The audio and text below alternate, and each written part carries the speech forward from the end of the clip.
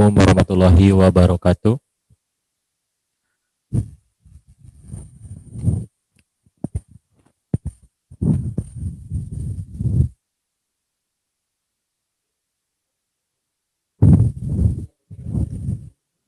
Bagi yang belum menyalakan kameranya, silahkan dinyalakan. Kecuali kalau yang sedang rusak lensa kameranya atau keadaan tubuhnya. Barangkali ada yang sakit, mudah-mudahan disehatkan dan dikuatkan. Alhamdulillahirrabbilalamin. Asyhadu an la ilaha illallah wa asyhadu anna Muhammadan abduhu wa rasuluh. Rabbi shrahli sadri wa yassirli amri wahlul 'uqdatam min lisani yafqahu qawli. Allahumma rzuqna fahman nabiyyin wa hifdzal mursalin wa ilhamal malaikatil muqarrabin bi rahmatika ya arhamar rahimin. Alhamdulillah kita dapat berjumpa kembali di ruang ini untuk sama-sama mencari ilmu. Semoga hari ini kita dibukakan pintu hatinya, dibukakan pikirannya, supaya lebih mudah mencerna ilmu yang akan kita dapatkan. Dan tentunya ilmu itu akan bermanfaat buat kita semua. Sudah tidak terasa ya, sudah masuk ke pertengahan bulan Ramadan. Kemarin malam pemandangan di langit begitu indah. Bulan menampakkan keindahannya. Mudah-mudahan menjadi semangat kita untuk tetap beribadah di bulan suci Ramadan ini. Kemarin kita sudah membahas tentang administrasi keuangan atau laporan keuangan atau administrasi apa sih yang dilakukan kalau kita berbisnis atau berwirausaha. Nah, sebetulnya kemarin itu masih panjang ya waktunya, pembahasannya masih jauh gitu. Kemarin itu hanya sebagian kecil saja. Jadi nanti kalau yang memang betul-betul ingin belajar tentang bagaimana cara membuat laporan keuangan dalam sebuah bisnis, itu banyak sekali di literasi digital ya, di Google. Terus di YouTube juga ada. Kalau kita malas baca, tinggal nonton aja bagaimana caranya menyusun laporan keuangan atau membuat sebuah administrasi bisnis seperti apa. Nah, kalian bisa nonton di YouTube banyak banget gitu ya. Oke. Jadi intinya zaman sekarang ini kalau kita mencari ilmu, jangan pernah terbatas oleh keadaan. Karena kita lagi pandemi, jarang ke sekolah, waktunya juga terbatas, apalagi di bulan Ramadan itu dipersingkat, dipersempit waktu jam belajarnya. Maka tidak ada alasan untuk kita belajar mandiri dengan mencari literasi digital di internet dengan mudah sekali untuk zaman sekarang gitu ya. Nah, seperti yang kita nantikan, alhamdulillah akhirnya kelas inspirasi angkasa untuk semester genap ini akan kita lakukan ya. Setelah kemarin belum bisa, akhirnya sekarang sudah bisa. Jadi nanti itu setelah ini pertemuan berikutnya harusnya adalah tentang bagaimana kita mengoptimalkan internet, media sosial atau marketplace yang kita punya untuk memasarkan produk kita, mengoptimalkan produk kita. Karena setiap usaha itu sebetulnya sudah bisa diterapkan ke sisi digital. Antara lain misalkan online shop gitu ya, kalau kita awamnya seperti itu. Nah, kalau di dunia digital itu apapun barangnya, apapun usahanya termasuk jasa itu sudah bisa diintegrasikan dengan yang namanya digital marketing gitu. Walaupun si produk atau jasanya itu tidak bisa dalam bentuk digital. Contohnya apa? Produknya itu tidak bisa dikirim misalkan, atau produknya itu harus ketemu. Jadi yang beli dengan penjual itu harus betul-betul ketemu. Ada beberapa produk yang tidak bisa kita jual lepas begitu aja, harus langsung ketemu. Nah, produk-produk yang seperti itu tetap bisa menggunakan digital marketing sebagai etalase atau sebagai portofolio atau sebagai media promosi gitu. Jadi apapun usahanya itu bisa dimasukkan ke dalam digital marketing. Kita langsung saja kepada inspirasi angkasa karena kita akan mendengarkan atau menyimak sharing pengalaman dari salah satu alumni terbaik kita yang sudah memulai bisnisnya di bidang pengolahan makanan, karena sesuai dengan tema semester kita kali ini adalah tentang bisnis pengolahan bahan makanan. Ada Teh Nur Aini Puziani sudah hadir, atau sebut saja Diana. Assalamualaikum. Waalaikumsalam. Mana nih? Saya nggak kelihatan. Ada nggak, Pak? Gimana kabarnya? Lancar? Alhamdulillah, Bapak. Jadi sempat ada macet ya, biasa di Jatayu macet.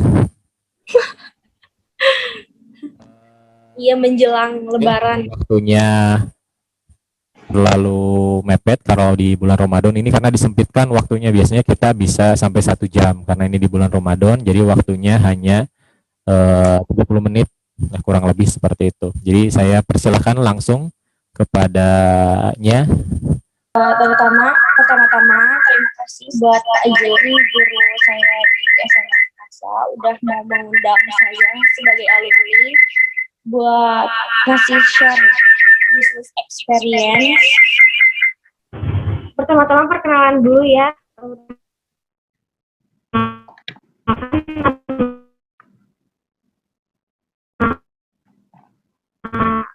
Saya itu jadi ini panggilannya saya akan ya. Saya tadi kan udah dikasih tahu dari awal memulai bisnis itu manis bisa baik. Terus inspirasi berbisnis, inspirasi apa sih yang bikin aku bikin bisnis ini gitu ya? Pertama, saya melihat kalau mulai di tahun 2019 itu jadi berdiri itu tahun 2019 masih menjadi mahasiswa baru, berusaha menenggelamkan rasa gengsi sampai dapat spot ya, gengsi gak akan dapat duit ya. Karena ya pastilah ya orang yang sebelumnya nggak punya usaha, nggak punya bisnis itu ada hambatan dan tantangan. Hambatan, makanan dijual cepat basi jadi harus fresh, sistemnya open PO. Ini tuh dalam artian kayak gini, kayak temen nih, kebanyakan gitu ya kejadian udah jalan sama aku jalan. Setelah menyimak tadi sebagian penjelasan dari Teh Diana gitu ya, tuliskan pertanyaan-pertanyaan yang ingin ditanyakan di grup WhatsApp PKWU gitu.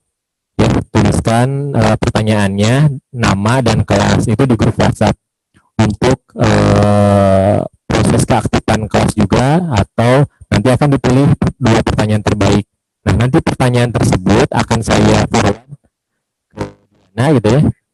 Jadi Diana akan balas di WhatsApp-nya atau melalui media lain biar nanti kita bisa dilanjutkan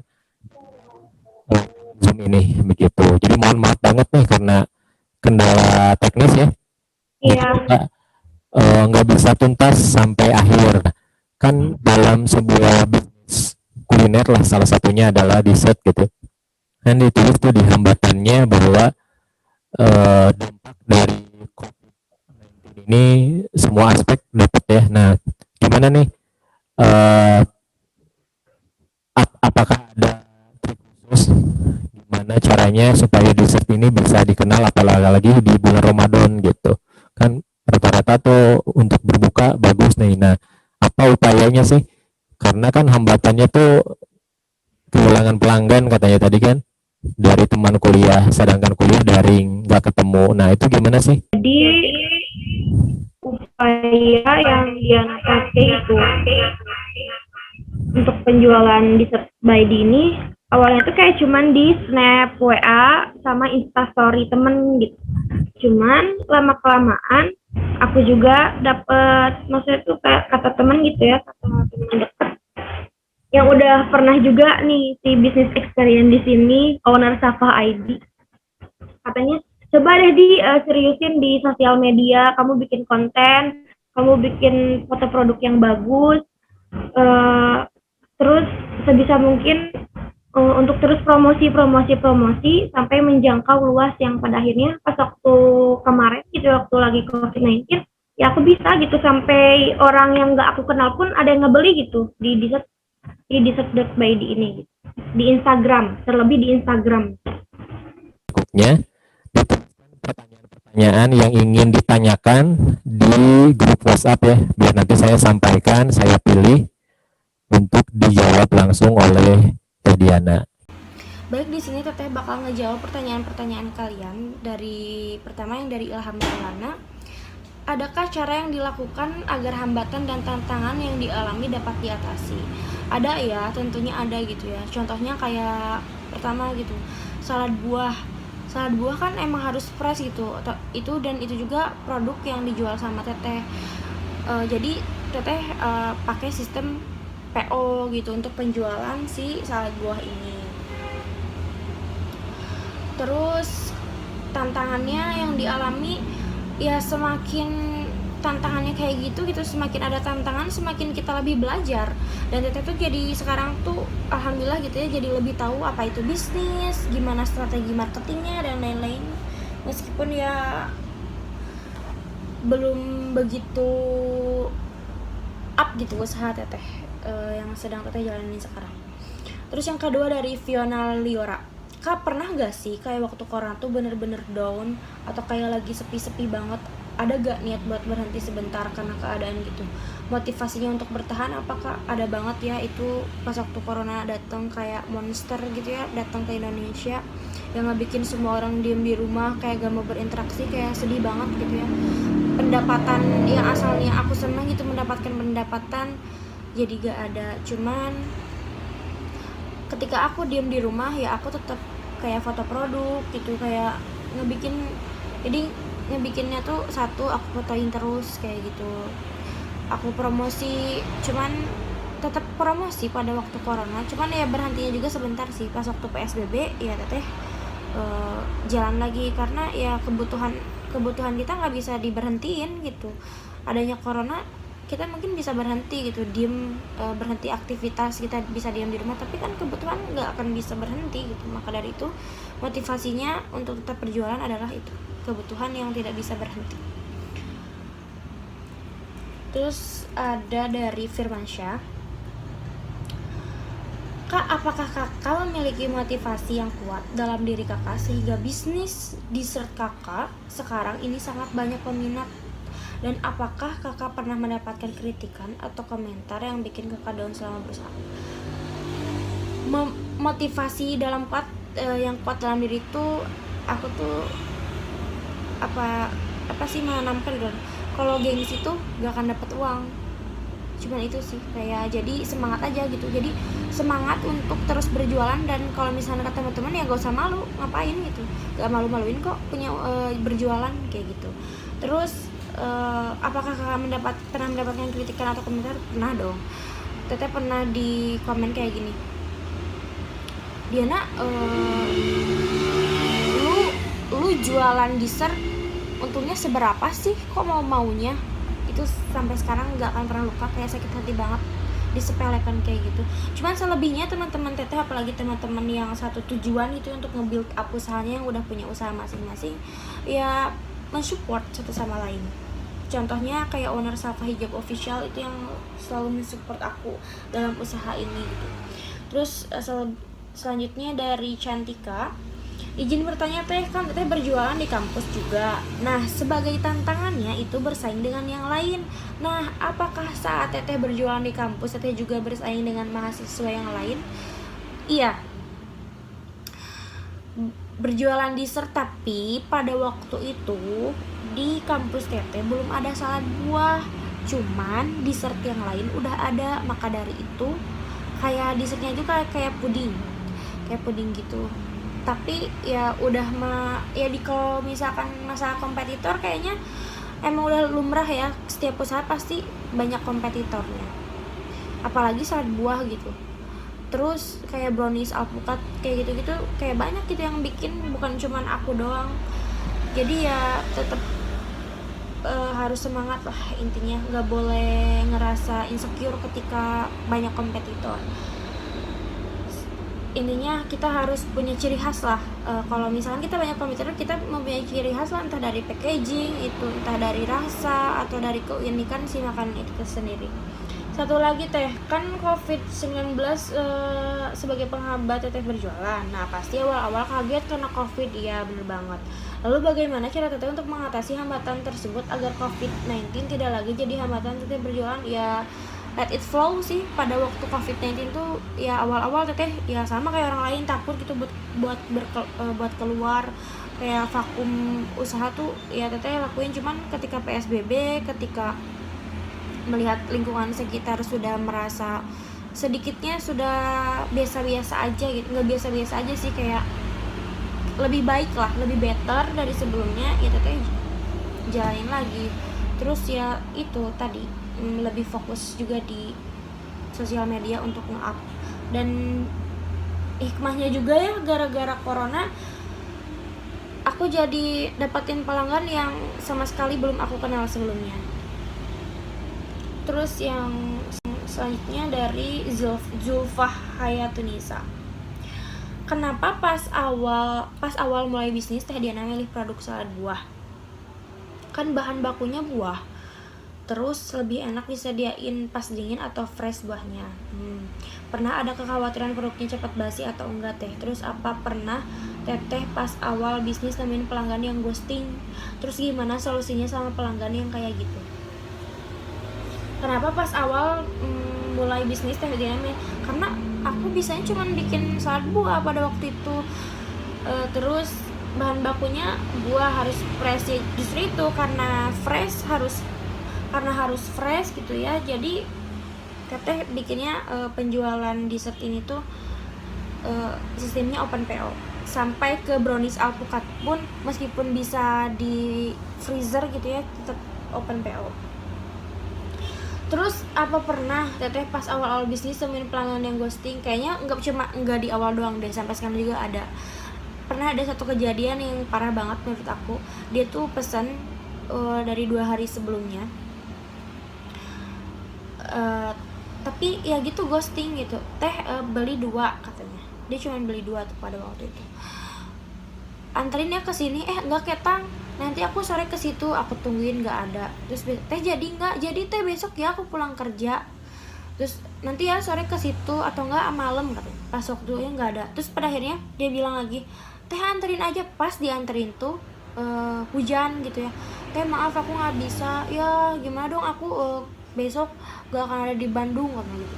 Pas waktu saya ke sana, malah checklist si konsumen ini tuh, dan gedek banget gitu ya pada waktu itu, kayak cuman bela-belain gitu jualan yang maksudnya untungnya nggak seberapa kok digituin gitu, kayak sempat sedih. Cuman terus akhirnya dicat lagi gitu, Teh ini jadi gak? Terus dia jam 12 ngebales, maaf ya Teh, tadi handphone aku mati gini, kayak ya udah gitu. Terus besoknya ditanyain, Teh jadi gak? Terus maaf ya Teh, gak jadi. Itu kayak kayak aduh. Terus gimana solusinya sama pelanggan yang kayak gitu? Kayaknya cuman sabar doang. Harus tetap sabar dan tersenyum kalau mendapatkan pelanggan yang kayak gitu, konsumen yang seperti itu. Selanjutnya dari Rika. Izin bertanya Kak, bagaimana caranya agar tetap konsisten dan produktif dalam berjualan walaupun banyak hambatan, dan yang intinya ya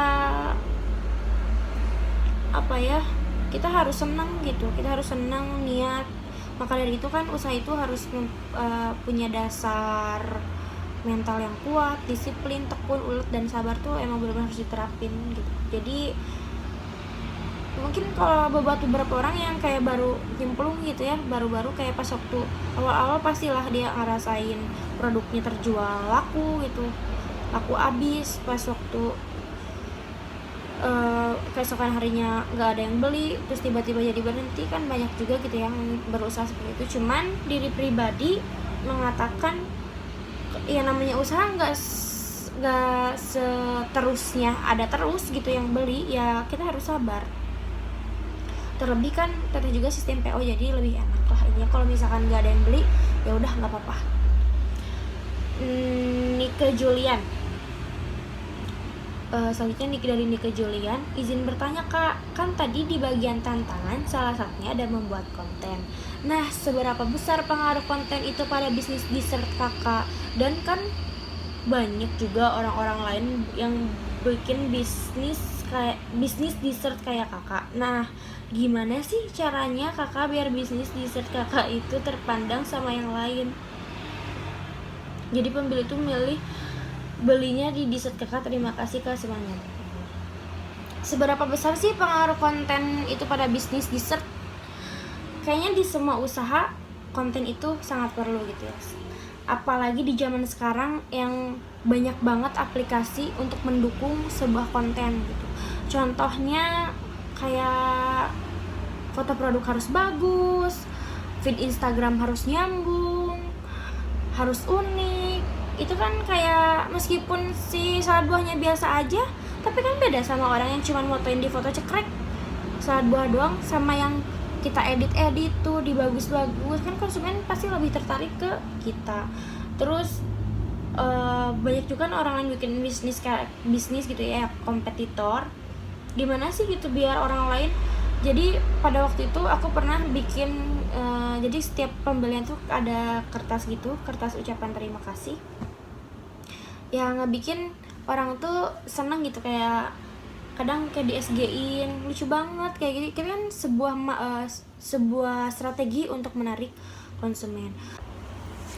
Baik, mungkin segitu aja penjelasan dan jawaban dari pertanyaan-pertanyaan kalian. Saya mohon maaf bila ada salah-salah kata dan kekurangan. Saya mau ucapkan terima kasih banyak kepada teman-teman semua yang sudah mengapresiasi dan berpartisipasi untuk mendengarkan cerita pengalaman bisnis saya. Dan saya juga berterima kasih kepada Pak Jun, karena tanpa Pak Jun saya gak bisa nih cerita tentang pengalaman bisnis yang sedang saya jalanin. Buat kalian yang terpancing untuk memulai bisnis, ayo semangat, karena sekarang sudah banyak aplikasi yang mendukung untuk kita memulai bisnis. Jadi intinya sekarang kalau mau ngebikin bisnis itu lebih mudah lah intinya. Dan saya juga disuruh memilih dua pertanyaan terbaik. Saya memilih Nike Julian dari 11 MIPA C yang bertanya tentang pengaruh konten, dan saya juga memilih Zulfa Hayatunisa dari 11 MIPA B. Mungkin segitu aja. Intinya menjalankan bisnis itu asik ya, membuat diri semakin produktif dan banyak mendapatkan benefit. Akhirul kalam, wassalamualaikum warahmatullahi wabarakatuh. Terima kasih buat Diana sudah menyempatkan waktunya masuk ke kelas ini. Mungkin nanti akan lanjut di luar ya untuk komunikasi sama teman-temannya ya. Saya cukupkan dulu karena selanjutnya ada mata pelajaran selanjutnya. Matematika disiapkan, yang tadi sudah ditulis di buku catatan jangan lupa dimasukkan atau diupload ke Google Classroom. Terima kasih atas perhatian, mohon maaf atas kesalahan, mudah-mudahan tidak memuaskan. Assalamualaikum warahmatullahi wabarakatuh. Manusia kuat, itu kita, jiwa-jiwa yang kuat. Itu kita manusia kuat. Itu kita jiwa-jiwa yang kuat. Itu kita manusia kuat. Itu kita jiwa-jiwa yang kuat. Itu kita manusia kuat. Itu kita jiwa-jiwa yang kuat. Itu kita, kau bisa patahkan kakiku, patah tanganku, rebut senyumku, hitamkan putihnya hatiku, tapi tidak mimpi-mimpi